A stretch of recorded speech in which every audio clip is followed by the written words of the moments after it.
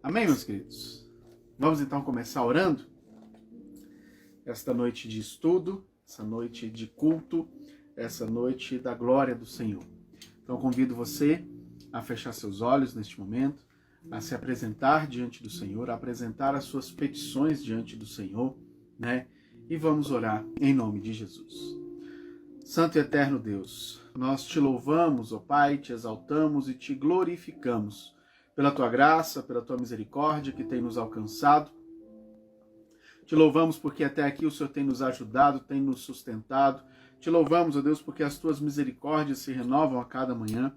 Elas são a causa, ó Pai, de nós não sermos consumidos. Te louvamos, ó Deus, porque o Senhor, de modo tão maravilhoso, nos amou, ó Pai, se entregando ali naquela cruz em meu lugar. Pai, em nome de Jesus, nós queremos neste momento clamar a Ti, que o Senhor esteja, ó Deus, falando conosco. Clamar a Ti, ó Deus, que o Senhor esteja ministrando ao coração de cada um destes, ó Pai, que estarão me ouvindo.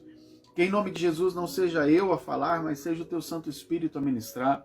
Que em nome de Jesus, ó Deus, todo e qualquer impedimento, empecilho, ó Deus, todo e qualquer ruído que venha atrapalhar, que a Tua graça seja manifesta, que a Tua mensagem seja anunciada, caia por terra em nome de Jesus, e que nós possamos ouvir, ó Deus, neste momento, o doce som da Tua voz.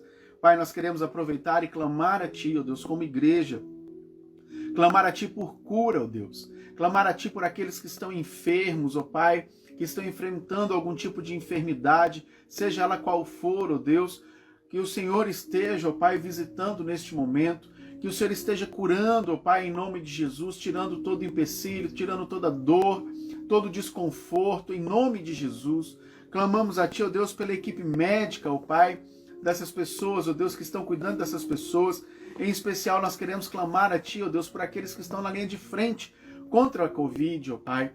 Clamar a Ti que o Senhor esteja fortalecendo os médicos, fortalecendo, ó Deus, os enfermeiros, fortalecendo, ó Deus, os policiais, os bombeiros, todo aquele, ó Deus, que está na linha de frente, que o Senhor esteja guardando, protegendo em nome de Jesus. E clamamos a Ti também, ó Deus, consciência, ó Deus, de modo que nós possamos zelar pelo bem-estar uns dos outros, zelar, ó Deus, cuidando uns dos outros, ó Deus, para que nós possamos evitar o contágio, evitar a propagação desse vírus, evitar inclusive, ó Pai, a dengue, ó Deus, que também tem, ó Pai, atuado neste momento. Que o Senhor possa estar, ó Deus, nos dando essa consciência de cuidado social, Senhor.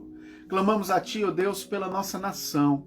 Clamamos a Ti pela política, ó Deus. Que em nome de Jesus, ó Pai, a Tua palavra nos ensina que o coração do rei está nas Tuas mãos e nós cremos que o coração do Supremo, o coração, ó Deus, do presidente, dos governantes, ó Pai, dos governadores, do Senado, dos deputados e todos, o coração deles está em Tuas mãos.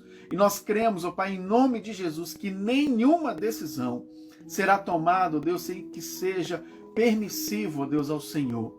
E nós clamamos a Ti que a igreja esteja preparada para orar, preparada para clamar, preparada, ó Deus, para evangelizar, preparada para avançar.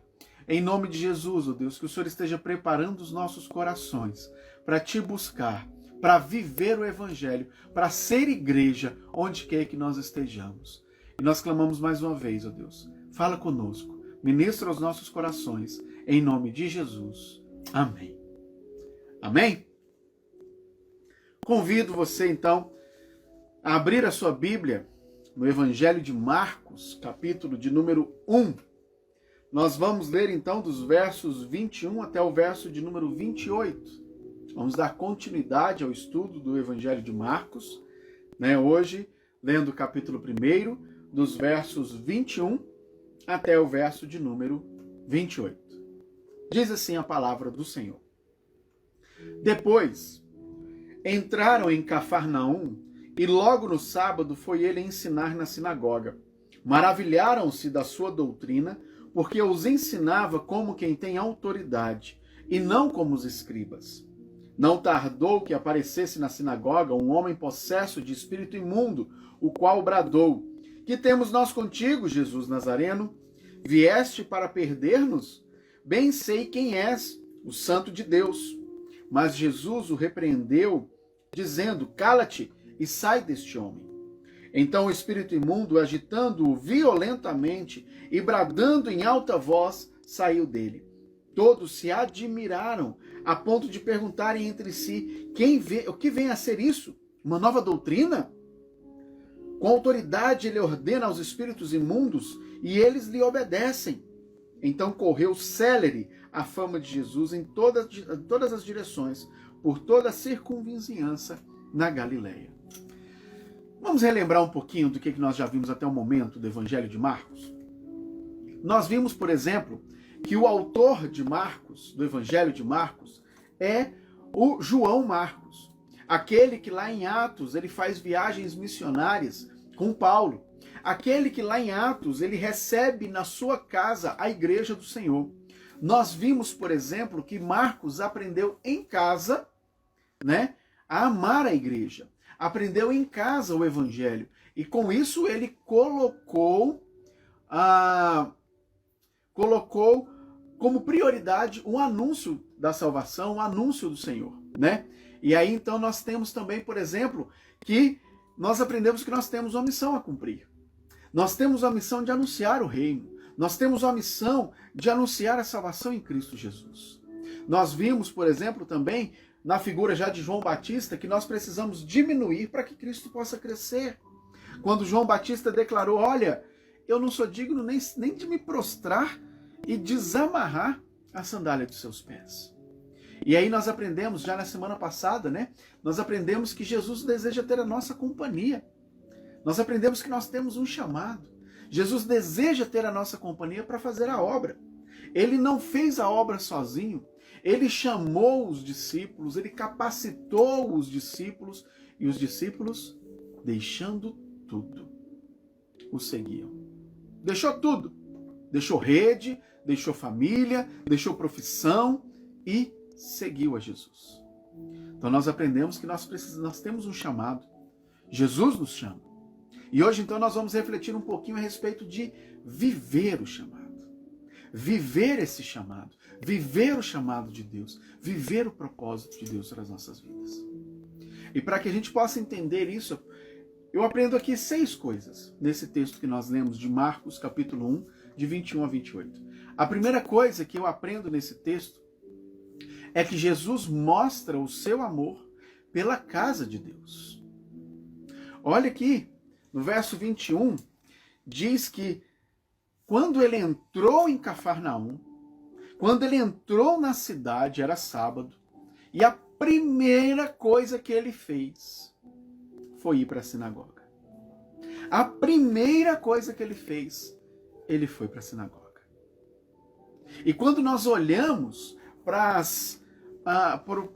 os evangelhos, para os relatos de Jesus, nós percebemos que a todo instante ele está na sinagoga. Ele aproveita cada instante que ele tem nas cidades e vai para a sinagoga. A sinagoga, naquela ocasião, eram as igrejas. Eram as igrejas. Hoje nós temos muitas igrejas que estão fechadas por causa da situação que nós estamos vivendo de pandemia. É um momento delicado, é um momento que, em algumas situações, realmente é a melhor opção, né? Estar suspensos os cultos presenciais. Mas deixa eu te falar uma coisa. Aquele lugar onde nós nos reunimos é um prédio. É um prédio. A igreja do Senhor sou eu e você. Nós somos igreja. E para que nós possamos, assim como Jesus, viver a igreja, amar a igreja, nós precisamos ser igreja a todo instante. Ser igreja onde a gente estiver. Não em um momento específico da semana na qual nós nos deslocamos para um prédio, na onde ali cultuamos ao Senhor, né, como a igreja reunida, mas nós precisamos ser igreja no dia a dia. Ser igreja no trabalho. Ser igreja quando vamos na padaria. Ser igreja quando vamos no mercado. Ser igreja na vizinhança. Ser igreja. Viver os princípios eternos onde quer que a gente vá. Onde quer que nós estejamos. E Jesus, ele declara em Mateus 21:13, ele vai dizer, olha, a minha casa será chamada casa de oração. Como é que está a nossa vida de oração, meus irmãos? Viver a igreja sem orar, não dá. Não dá. Jesus, sendo Filho de Deus, sendo Deus bendito, o Salvador da humanidade, o Príncipe da paz, sendo o autor e consumador da nossa fé, em vários momentos, ele se afasta para ter o seu momento de comunhão com Deus. Ele se afasta para orar. Em várias ocasiões nós vemos isso. Nós vemos, por exemplo, quando ele multiplica os pães e os peixes, ele se afasta da multidão, despede a multidão, despede os discípulos e ele vai para o monte orar, sozinho. Quando ele vai de encontro aos discípulos, o que estava acontecendo com os discípulos? Eles não estavam com Jesus orando. Eles foram para o mar. Eles foram para o barco. E ali eles passaram por grande tempestade. Grande tempestade. Tá difícil, meu irmão.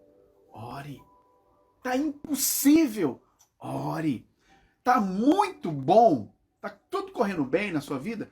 Ore. Orai sem cessar. Orai com intensidade. Como é que está a nossa vida de oração? Somos igreja onde quer que estejamos. E Jesus disse, a minha igreja, a minha casa, será chamada casa de oração. Você tem orado?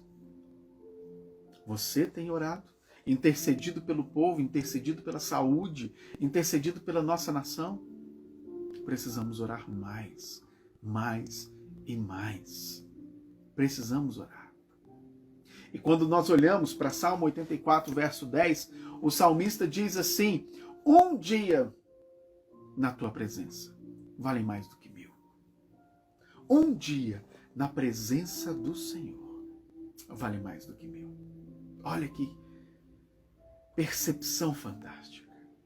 Jesus ensina em Marcos 1, Marcos capítulo 1, nos versos 21 a 28. Jesus ensina que nós precisamos amar a casa de Deus.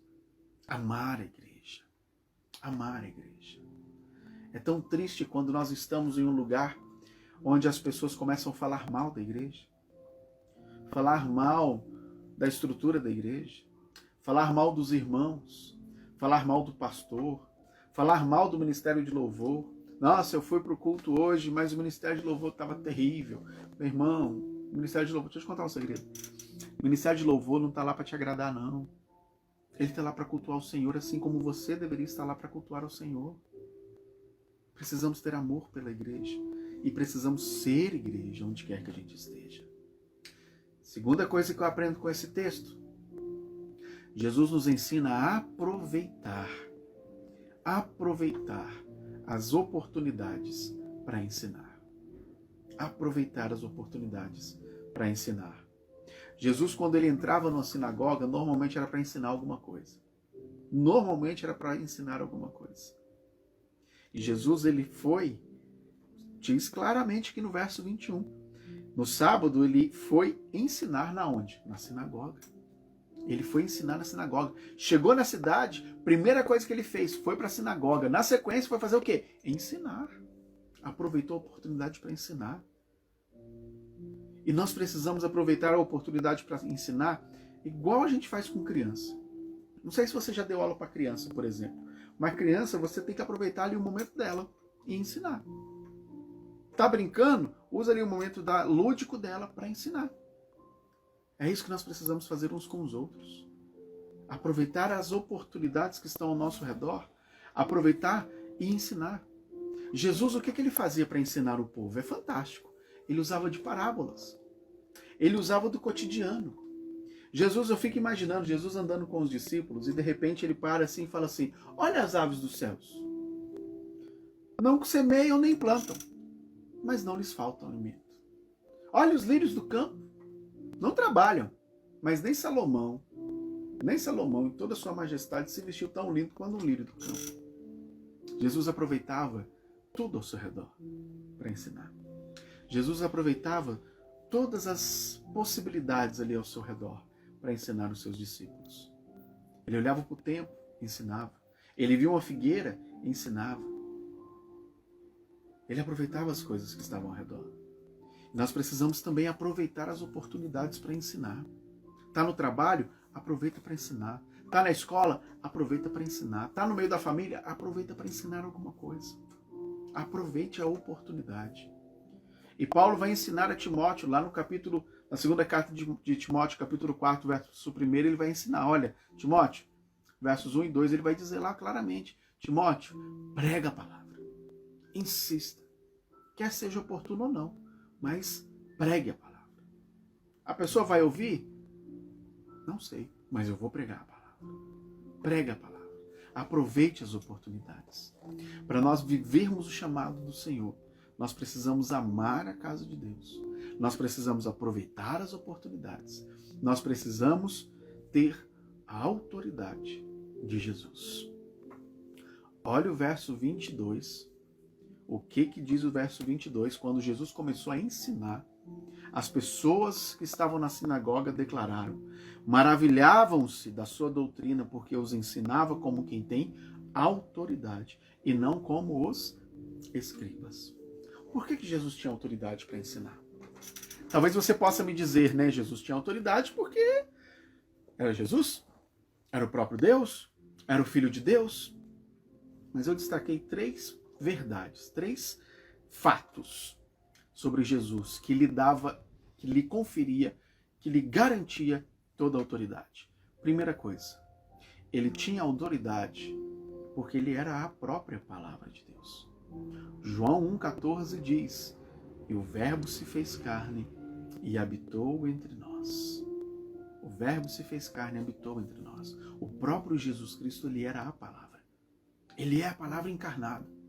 E sendo a palavra encarnada, ele tinha toda a autoridade para falar da Bíblia.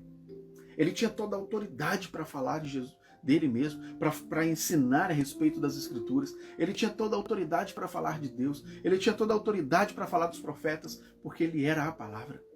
Ele é a palavra encarnada. Mas aí eu estou afirmando que nós precisamos ter a autoridade de Jesus. Eu não sou a palavra. Mas aí o salmista vai me dizer: guardei a tua palavra no meu coração, para não pecar contra ti. Guardei a tua palavra no meu coração, guardei a Jesus no meu coração, para não pecar contra ti. Para termos autoridade na palavra, nós precisamos guardar ela no coração. Para ter autoridade na palavra, nós precisamos guardar ela no mais íntimo, mais profundo do nosso coração. Precisamos, meus irmãos, nos guardar. Precisamos, meus irmãos, guardar a palavra para não pecar contra o Senhor. E aí Jesus também tinha autoridade porque ele é a verdade. João 14,6 ele declara: eu sou o caminho, a verdade e a vida. Ele. Enquanto nós temos, por exemplo, o diabo, que ele é o pai da mentira, que veio matar, roubar e destruir, nós temos Jesus, que ele é a verdade. E essa comparação eu acho fantástica, porque enquanto o diabo está dizendo, né, que ele é o pai da mentira, a Bíblia declara que Jesus, ele é a verdade. Jesus não é o pai da verdade, ele é a verdade. Jesus não conhece a verdade, ele é a verdade. Jesus, ele não tem a verdade, ele é a verdade. Ele é a verdade. E quem fala com verdade tem autoridade. E aí lá em João 17:17, Jesus vai dizer assim, orando a Deus, ele vai dizer assim: Pai, santifica-os na tua palavra. A tua palavra é a verdade. Para nós termos essa autoridade de Jesus, nós precisamos guardar a palavra. Nós precisamos ser santificados pela palavra. E o terceiro motivo pelo qual Jesus tinha toda a autoridade era porque ele é o Senhor. Lá em João 10:30 ele vai dizer: eu e o Pai somos um. E qual é o maior mandamento? Amarás o Senhor teu Deus sobre todas as coisas. E o segundo semelhante a isso, ao próximo como a ti mesmo. Para nós termos a autoridade de Jesus, de falar com autoridade, de ensinar com autoridade, de pregar com autoridade, eu preciso guardar a palavra do Senhor no meu coração. Eu preciso ser santificado pela palavra. E eu preciso amar a Deus sobre todas as coisas. Sobre todas as coisas. Aí eu vou experimentar essa autoridade. Aí eu vou falar com autoridade. Aí as pessoas ao meu redor vão olhar e falar assim: nossa, fala diferente. Ele tem autoridade, firmeza no que diz. Por quê? Porque ele guarda a palavra do Senhor no seu coração. Por quê? Porque ele é santificado pela palavra. Quanto mais perto eu estou da Bíblia, mais ela me mostra os meus pecados. E porque ele ama a Deus sobre todas as coisas. Para vivermos o chamado, nós precisamos amar a casa de Deus, aproveitar cada uma das oportunidades, ter a autoridade de Jesus. Quarta coisa que eu aprendo com esse texto, para vivermos o chamado, quando nós vivemos o chamado, é ser reconhecido por quem nós servimos. As pessoas, quando olharem para a gente, elas precisam reconhecer a quem nós servimos. As pessoas, quando olharem para nós, elas precisam entender a quem nós estamos servindo. As pessoas, quando verem as nossas atitudes, a nossa palavra, a forma de nos portarmos, eles precisam entender a quem nós servimos. Olha para a figura de Pedro quando ele está negando a Jesus. Por que ele nega Jesus? Porque ele foi reconhecido. As pessoas o reconheceram. Se ninguém tivesse reconhecido Pedro como aquele que andou com Jesus, como um dos discípulos de Jesus, não teriam interrogado ele. Não teriam perguntado se ele fazia parte do grupo de Jesus. Nada daquilo teria acontecido. Ele negou? Sim, negou. Jesus avisou que ele negaria? Sim, avisou. Mas as pessoas indagaram ele porque o reconheceram como um dos seguidores de Jesus. E aí aqui cabe uma pergunta. As pessoas nos reconhecem como seguidores de Jesus? As pessoas, ao olharem para nós, será que elas veem Cristo refletido em nós? Será que elas percebem a quem servimos? Será que nós estamos vivendo esse chamado? Olha o que diz os versos 23 e 24 de Marcos, capítulo 1.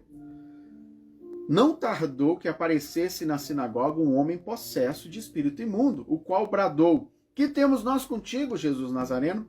Vieste para perder-nos? Bem sei quem és, o Santo de Deus. Jesus não falou nada com ele. Ele que já apareceu e declarando: esse aí é o Santo de Deus. Eu sei quem é esse daí. Eu sei quem é esse daí. Nós somos conhecidos, nós somos reconhecidos como servos de Deus quando amamos o próximo. João 13,35 diz: nisto conhecerão que sois meus discípulos, se vos amardes uns aos outros. Se nós nos amamos, nós somos reconhecidos como discípulos de Jesus. Se nós temos empatia pelo outro, se nós nos compadecemos pelo outro, se nós nos sensibilizamos pelo outro, nós seremos reconhecidos como servos de Deus, como discípulos de Jesus, como vivendo um chamado pelo qual Cristo nos chamou. É necessário que haja amor, meus irmãos.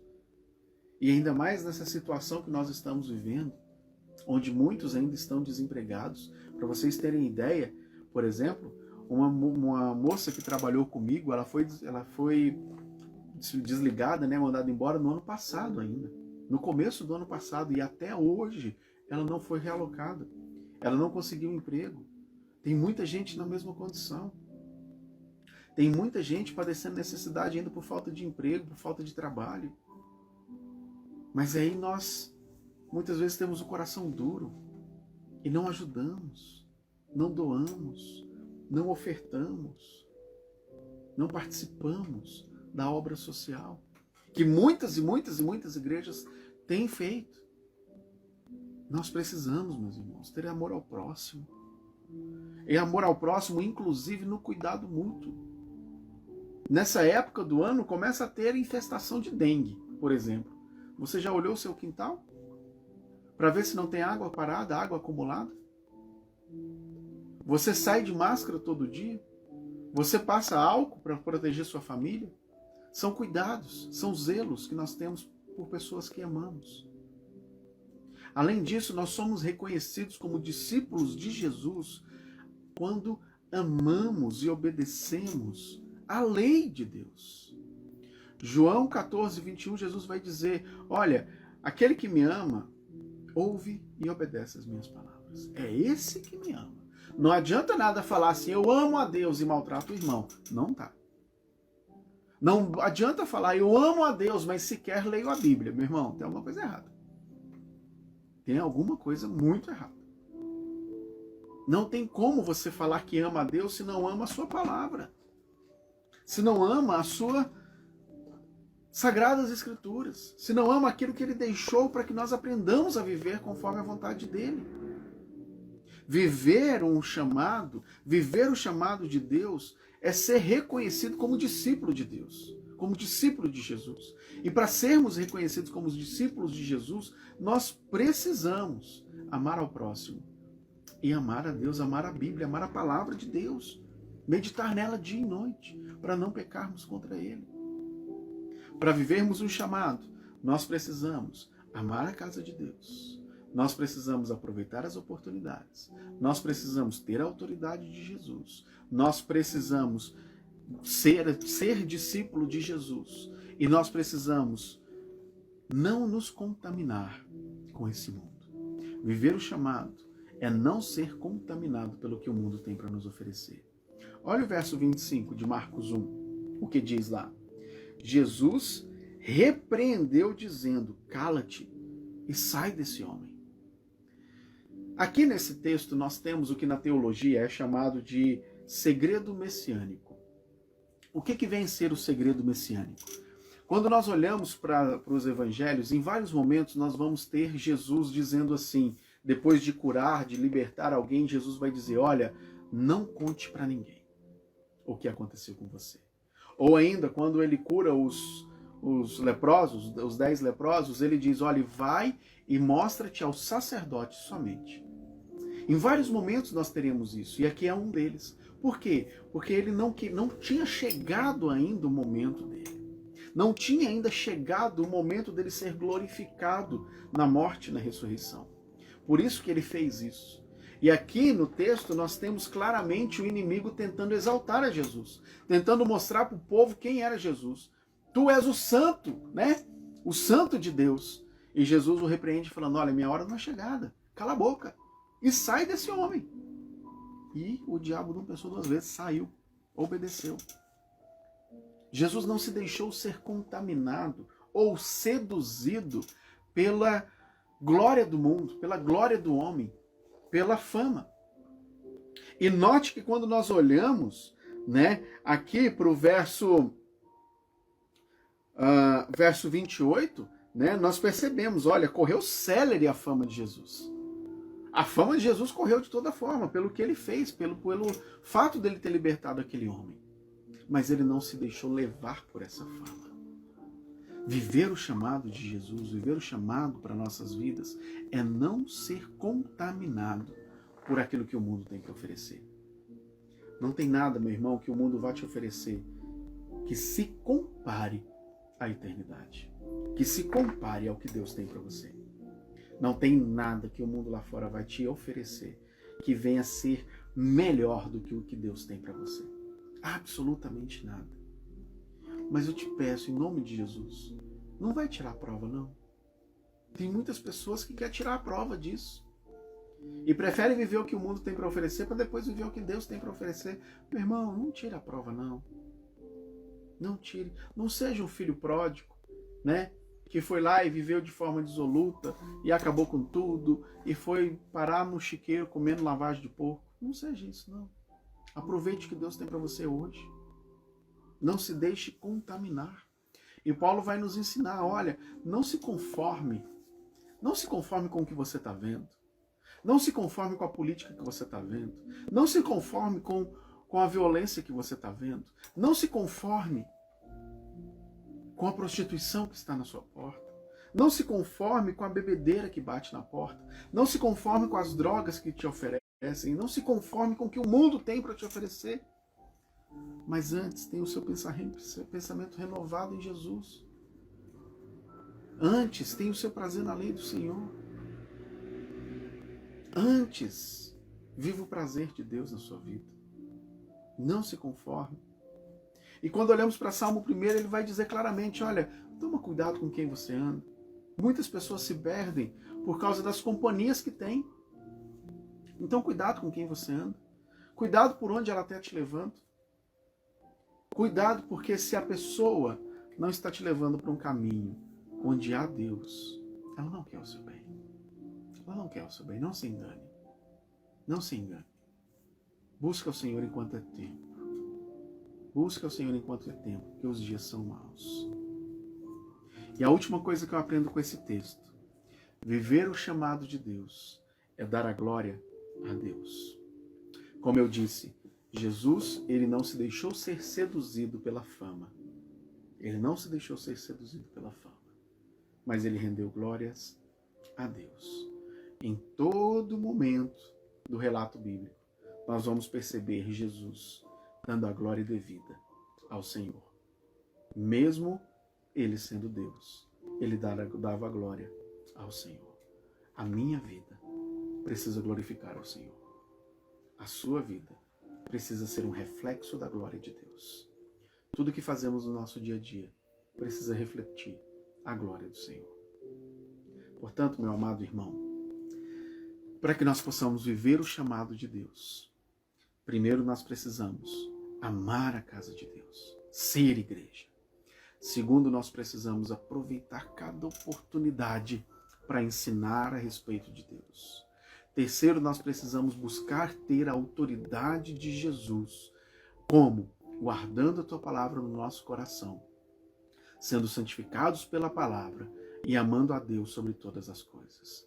Quarta coisa, viver chamado de Deus é ser reconhecido como discípulo de Deus, de Jesus. E para sermos discípulos de Jesus, para sermos reconhecidos como discípulos de Jesus, nós precisamos amar ao próximo. E nós precisamos amar a palavra de Deus e obedecê-la. Quinto ensinamento que nós tiramos: para viver a glória de Deus, nós precisamos não nos contaminar com o que o mundo tem para oferecer. Não nos contaminar com o que o mundo tem para oferecer. E por fim, sexta coisa, dar a glória ao Senhor. Que em nome de Jesus nós possamos viver esse chamado no nosso dia a dia, vivendo para a glória do Senhor a todo instante. Vamos orar mais uma vez? Santo e eterno Deus, nós te louvamos, te exaltamos e te glorificamos pela tua graça, pela tua misericórdia, pela tua presença, ó Pai, aqui nesta noite. Te louvamos, ó Deus, porque até aqui o Senhor tem nos sustentado. E te clamamos, ó Pai, que nós possamos viver, ó Deus, a tua palavra. Viver, ó Deus, a tua glória. Viver o chamado, ó Deus, que o Senhor tem para as nossas vidas. Que em nome de Jesus, tudo aquilo que nós viermos a fazer, a pensar, a falar, possa ser um reflexo da tua glória em nós. Ajuda-nos, ó Deus, e dá-nos, ó Pai, uma noite de graça e de paz na tua presença. Assim nós oramos, em nome de Jesus. Amém. Mais uma vez eu quero te agradecer a estar comigo neste momento e mais uma vez eu te convido, te peço a compartilhar esse vídeo com seus contatos para que a glória do Senhor seja manifesta a outras pessoas também, para que outros possam ter acesso à palavra do Senhor. Que o Senhor possa te abençoar, te guardar a todo instante.